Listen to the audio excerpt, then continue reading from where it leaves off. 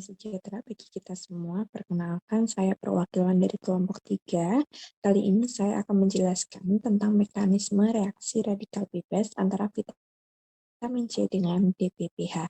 Sebelumnya, perkenalkan terlebih dahulu anggota dari kelompok kami. Yang pertama ada Hilda Hidayah Oktaviani, ada Vivi Dwi Andika, saya sendiri komisi ada Hawa.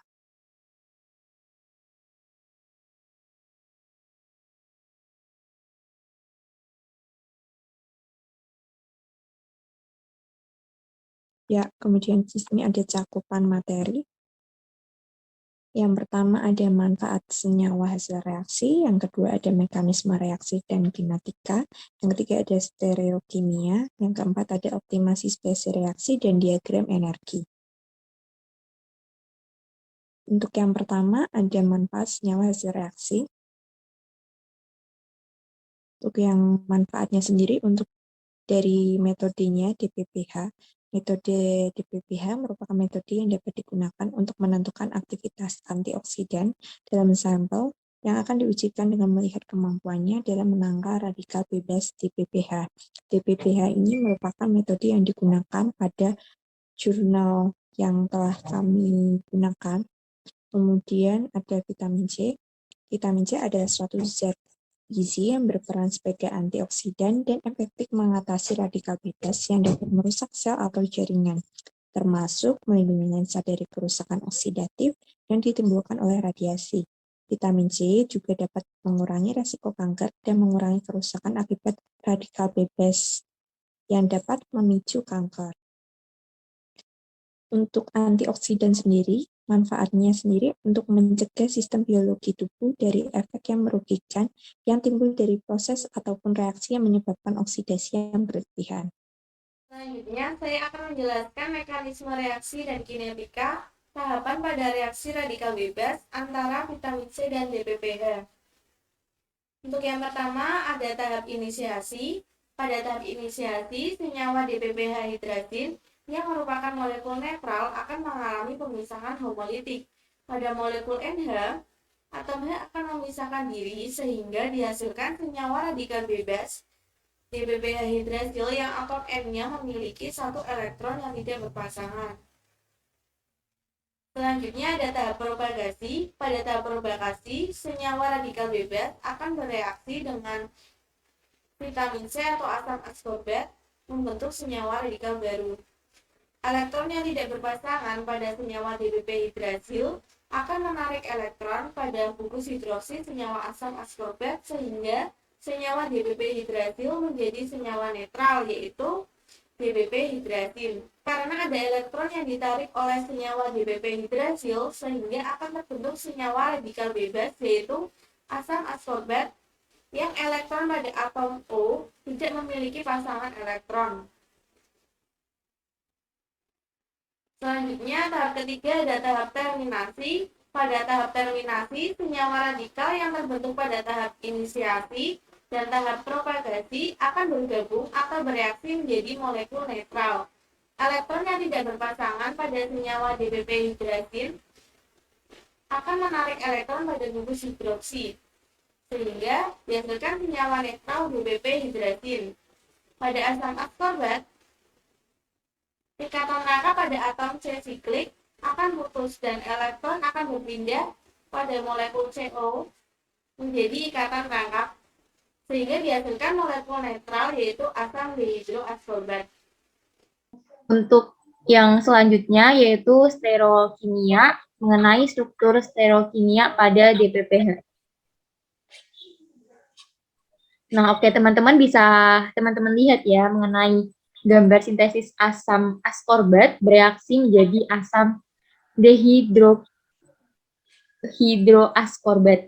Nah, vitamin C ini juga mudah teroksidasi secara reversibel membentuk asam dihidroascorbat dan kehilangan 2 atom hidrogen. Vitamin C memiliki struktur mirip dengan monosakarida tetapi mengandung gugus enadio secara alami. Bentuk vitamin C adalah isomer L. Isomer ini memiliki aktivitas lebih besar dibandingkan dengan bentuk isomer D. Aktivitas vitamin C bentuk isomer D hanya 10% dari aktivitas isomer C. L. Nah, ini kan pada asam askorbat dia itu kehilangan 2 atom hidrogen. Nah, ini teman-teman. Yaitu atom hidrogen yang di sini dia tuh melepas begitu. Nah, pelepasan pada atom hidrogen ini terjadi pada tahap terminasi. Senyawa radikal yang terbentuk pada tahap inisiasi dan tahap propagasi akan bergabung atau bereaksi menjadi molekul netral. Elektron yang tidak berpasangan pada senyawa DPP hidrazin akan menarik elektron pada gugus hidroksi sehingga dihasilkan senyawa netral DPP hidrazin. Nah, pembahasan ini sudah dibahas pada tahap terminasi sebelumnya. Pada asam askorbat, ikatan rangkap pada atom C silik akan putus dan elektron berpindah pada molekul CO menjadi ikatan rangkap sehingga dihasilkan molekul netral yaitu asam dihidroaskorbat. Begitu ya teman-teman.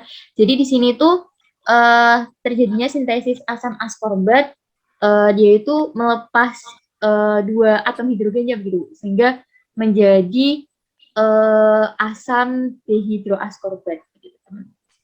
Oke, selanjutnya ada gambar asam aldehidroaskorbat menjadi L-diketogulonat. Teman-teman bisa melihat gambarnya di layar, di mana L-asam askorbat sangat mudah teroksidasi menjadi asam aldehidroaskorbat. L-asam askorbat dan asam aldehidroaskorbat masih mempunyai keaktifan sebagai vitamin C. Nah, asam aldehidroaskorbat bersifat sangat labil dan dapat mengalami perubahan menjadi L-diketogulonat. L-diketogulonat yang terbentuk sudah tidak memiliki keaktifan vitamin C lagi.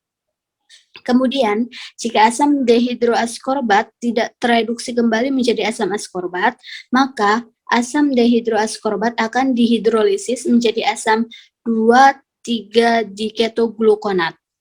Senyawa tersebut terbentuk melalui ruptur irreversibel dari cincin lakton yang merupakan bagian dari asam askorbat, radikal askorbil, dan asam dehidroaskorbat. Asam 2,3-diketoglukonat akan dimetabolisme menjadi silosa, silonat, liksonat, dan oksalat. Selanjutnya adalah optimasi spesi reaksi dan diagram energi, yaitu perhitungan menggunakan kimia komputasi. Pada kelompok kami menggunakan aplikasi Hypercam.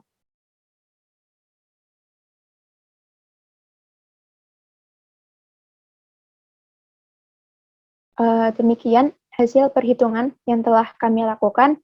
Kami menggunakan metode semi empirik HM1 dengan perhitungan single point dan geometry optimization. Struktur-struktur yang kami lakukan perhitungan energinya berupa DPPH, di mana DPPH ini membentuk radikal, DPPH radikal dan H radikal. Selanjutnya ada asam askorbat radikal, dan asam dehidroaskorbat yang merupakan produk akhir dari reaksi radikal ini. Bisa dicermati hasil perhitungan energi pada tabel berikut.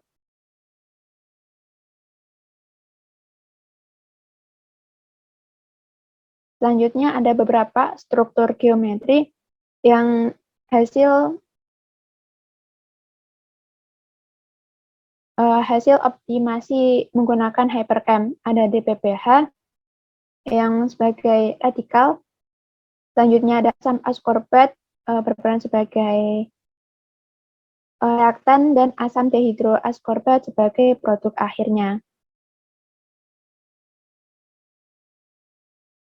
Selanjutnya ada diagram energi reaksi radikal bebas yang terjadi, yaitu di mana reaktannya berupa DPPH radikal dan asam askorbat yang merupakan pada tahap propagasi di mana dibutuhkan energi yang cukup tinggi,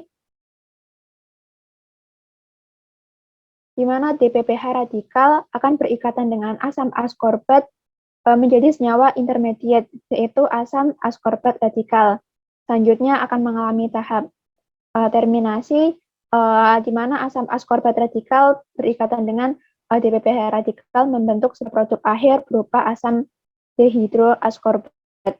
Oke teman-teman, mungkin itu yang bisa dari kelompok kami sampaikan. Sebelum saya menutup, saya memberikan sebuah pantun.